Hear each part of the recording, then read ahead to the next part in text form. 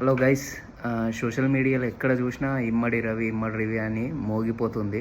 So నేను as a middle class పర్సన్గా react అవుదామని చెప్పేసి ఈ వీడియో అయితే చేస్తున్నాను. సో నాకేమనిపించిందంటే, ఎగ్జాంపుల్ ఇప్పుడు నేను హైదరాబాద్లో ఉంటాను. ఐమాక్స్ ఐనాక్స్ ఇంతవరకు పోలేదు. ఎందుకంటే సినిమా మూవీ రిలీజ్ అయిన తర్వాత ఒక ఫ్యామిలీతో కలిసి వెళ్ళాలంటే ఈవెన్ టికెట్ ప్రైస్ స్నాక్స్ అంతా కలిపినా నాకు 5,000 అవుతుంది.